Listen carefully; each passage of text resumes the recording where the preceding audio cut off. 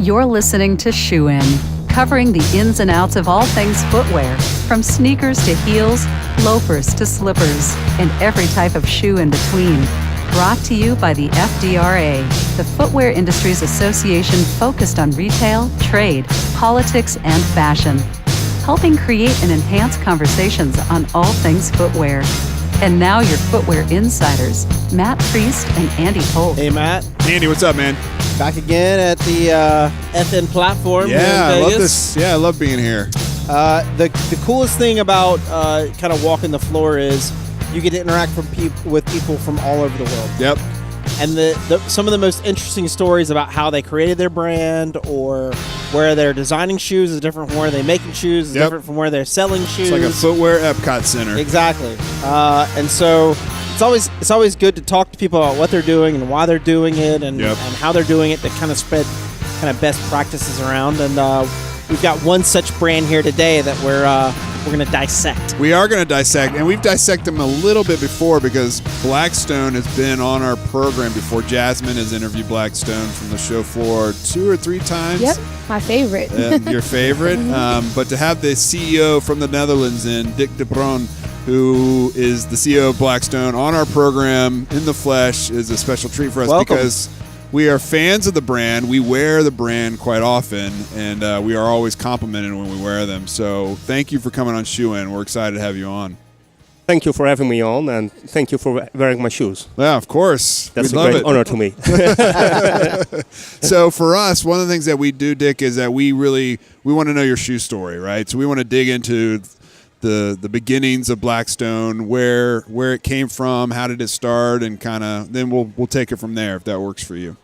Yeah, sure. So I started when I was 20-something because my father was actually in the leather industry already, and he moved to the shoe industry. So the brand was created in 1992. I came on board maybe 1 or 2 years later. I started to do exports to European countries. Right. And in 2009, I became the CEO of the company. Wow. Yeah. So give us kind of, if you were to capture your brand in just a few words, our listeners are familiar with it because, again, we've had you guys on the program. But if you were to capture in a few words, how would you describe the Blackstone brand to our listeners? Well, I would say, let me say how it started. It took off as a boots company. Yeah. So it was like quite rugged, and it evolved into a more like a premium, cool brand with a type of masculinity. It's the designs are quite simple, right, but cool. Right. Yeah. That's and it's very important to use the right leathers to have not only the good look, but the good feel. So today you can say the brand is centered around a few iconic products that are very easy to recognize as Blackstones. Right. So we don't jump on every trend, but we are more like, let's say, style-driven. Mm-hmm. Mm-hmm. Which markets, tell us where you're sold, kind of what are your markets of strength and where are you looking to grow beyond currently where you're successful? Well, the strongest areas are, let's say, the Netherlands, Germany, France, Scandinavia. Yeah. So Northwest Europe. That's partially because of the climate, but we sell also a little bit in countries like Spain, for example. And we started 8 or 9 years ago to export to America. Right. Or to have a distributor in America. Mm-hmm. Beside that, we see some growth coming up in countries like Russia, for example. At this moment, we work quite well with a client in Siberia. Mm-hmm. Wow! Oh, really? Yeah. Interesting. So the invitation is there to come to visit them, but we leave that unopened. It just sits on my desk. Yeah. I think they're listening right away. That's all right. That's why there's Skype, right? You can just FaceTime them or Skype them. Yeah. No problem. Yeah. They have Wi-Fi in Siberia. That's what I want to know. Yeah. So in short, everywhere we have cold climates for our winter products. Yeah. And beside that, it can be sold worldwide when it comes to our summer products. Yeah. Right. So let's talk a bit about kind of your design and development teams are based in the Netherlands. Yes. I would say. Yes. And then where are the shoes actually produced at? The production is in Indonesia. Okay. 100% in Indonesia. Okay. We have a long-time partner there. I think we work with them since maybe second half of the 1990s, and we continued non-stop with them. So the good thing is then we created a kind of tight cooperation. So they understand the brand, they know what we want, and makes it contributes to the success and to the consistency. Do you have to go down to the factory very often, or is it just kind of they understand what you're looking for, sourcing the right materials? Yeah, we have one employee over there, so he takes care of the production control, and myself, I go there twice a year. Okay. Yeah, so winter, summer, discuss the collection. Okay. Is that in Jakarta? Or where in Indonesia is it located? Yeah, it's in the Jakarta area. Yeah. Yeah. Now, is this your first time at FN Platform, walking the floors? Have you been, or first time in a while, maybe? First time in a while. Okay. I think the last time I went to Las Vegas was 2010. Okay. At that time we started the distribution, so they take care of it. But I think it's good to come back and see what's happening. Yeah, because there are small differences between the US and and Europe, of course. Sure. Yeah. So maybe talk a bit about. I think what would be very interesting to us is kind of European e-commerce, selling shoes online in Europe. Do you sell many shoes online in Europe, or are you still trying to do traditional brick and mortar boutiques where you're selling your product? And then maybe talk a little bit about that. How's the economy doing there? Are people still buying a lot of shoes? Are people still very eager to purchase? Well, the statistics are okay, right? There is a little growth in the shoe market, which is positive. Brick and mortar stores, yes, they are our core still. Right. But of course, you cannot neglect the e-commerce. Right. So I think it will be a combination of things. We started doing e-commerce ourselves 2 years ago, so that's growing. So I think you cannot have one without the other. Yeah, it's the customer journey. They check online maybe the product and go to the store, or they have seen it somewhere and they pick up like a special size online, right? I love your shoes and your boots particularly because it takes silhouettes I'm familiar with as an American, and for example, like a Chuck Taylor, right? It's a canvas iconic shoe with the emblem in the middle, but it reinvents it in a very fashionable way because it's got high quality leathers. I have a pair of boots that have wool lining inside for my next trip to Siberia. So yeah, there are these things that are, to your point, they're simple, but they're not simplistic because I gravitate toward the silhouettes because I'm familiar with them, but they use such high quality, and you'll have like a sneaker outsole, and you'll have it's a kind of high fashion sneaker, if you will, and that to me that's like what's really booming right now when you look at what men in particular are wearing, because we are more casual, but we want to be fashionable, and I think that's kind of the sweet spot that you've been able to locate that has really endeared me to the brand on a personal level.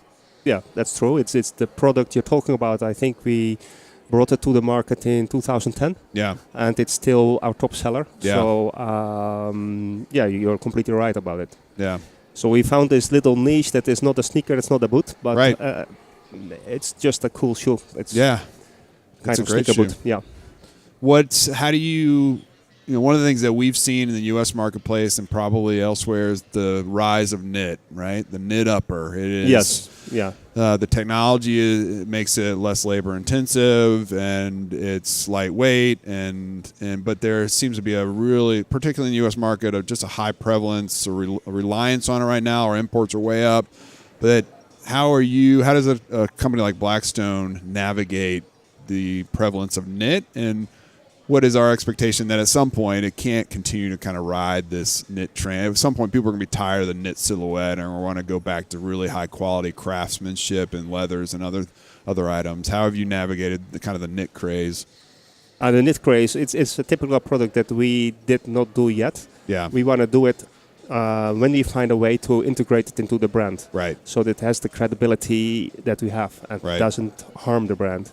If it's there, I think it's there to stay for a while. Yeah, that's just my feeling. I cannot predict the future, but people like the lightweight and the comfort, and I don't see.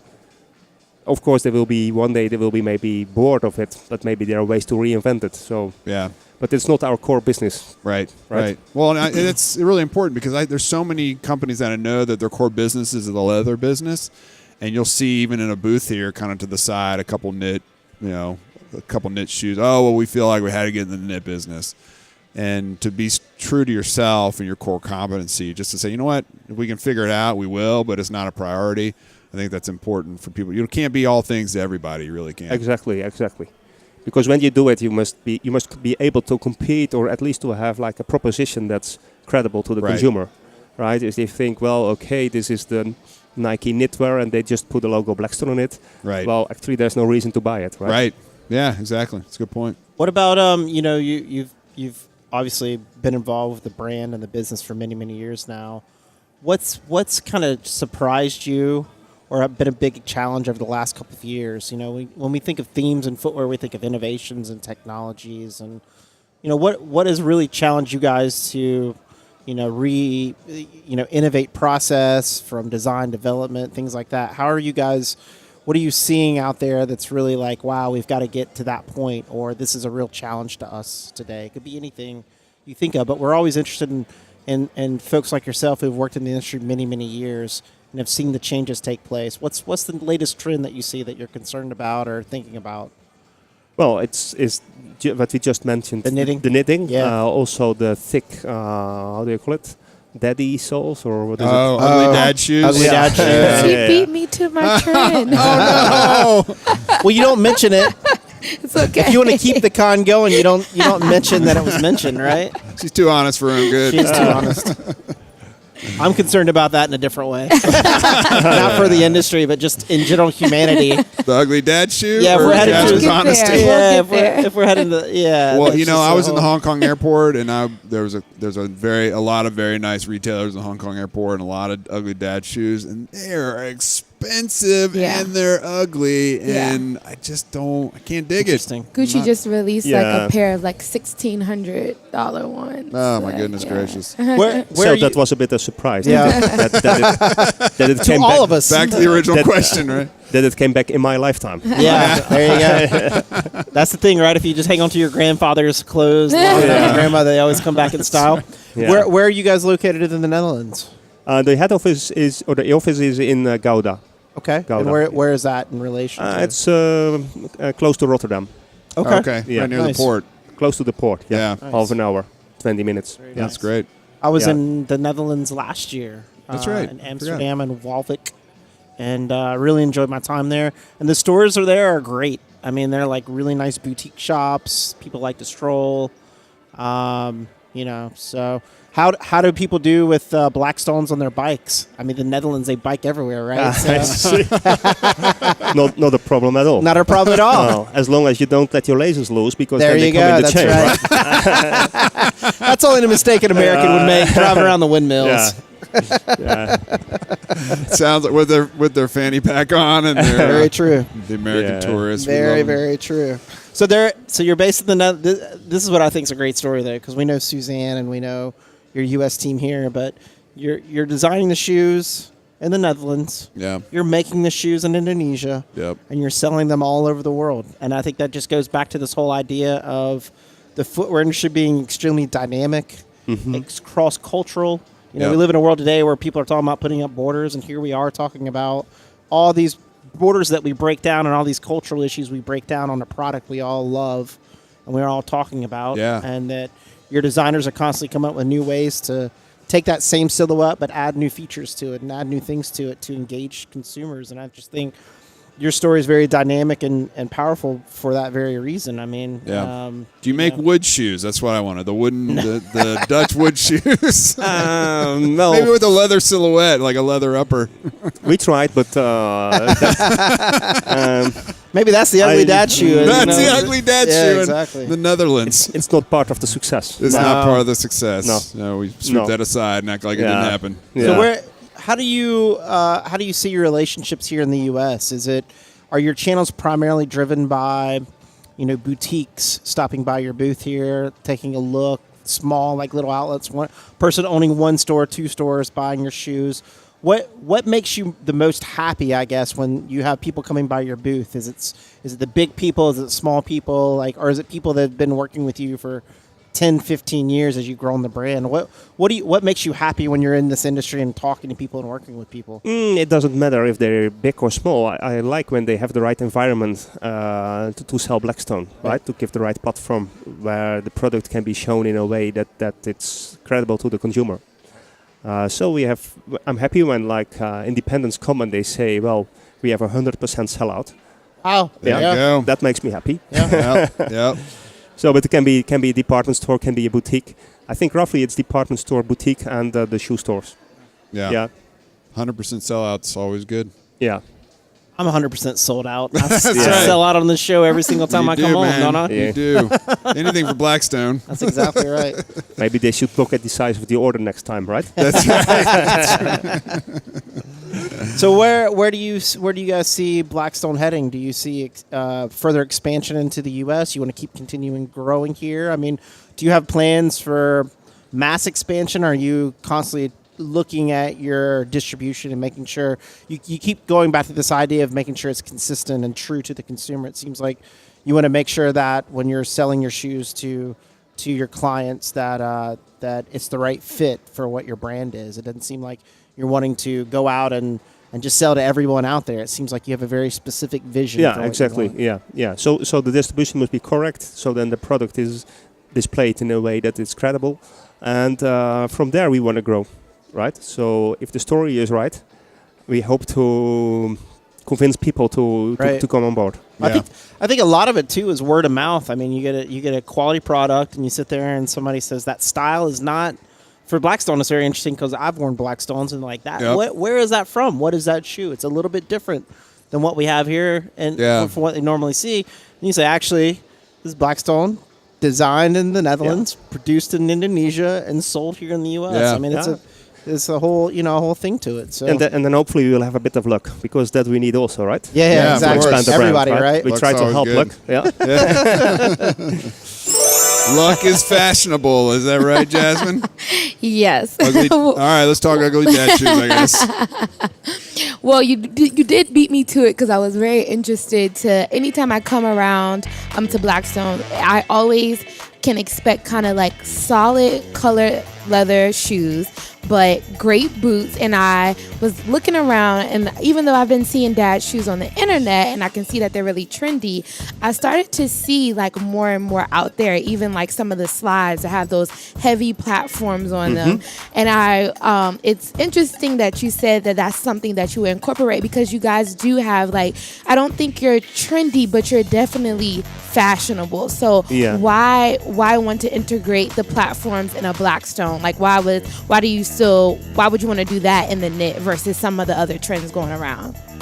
So why you think I want to do it? That's the Well, why do you think that's the direction that you want to go into, like having the platforms incorporated in the Blackstones?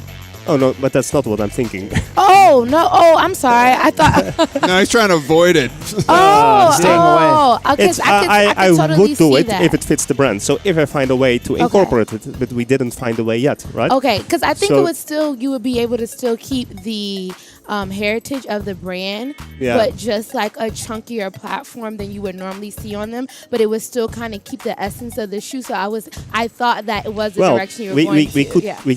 We could incorporate some of the features of this kind of shoes. Right. Okay. As long as it's credible. So that's a thing that we put at the design table. Okay. And then we will wait and see what comes out, right? Okay. So what do? Just add an extra inch to it? Is that, for example, people get used to the look, right? Yeah. So it means if the trend is thicker soles, at a certain point you have to. Right. Yeah. To incorporate some. Yes, I like the trend as long as it's not like too crazy. Some of the dad shoes have like 101 patterns on them, and I'm not. What does that mean? That. I mean, you might have like a glitter section of the dad shoe, a plaid, a solid color. There's a lot going on, but I do like the chunkier soles out of them. So.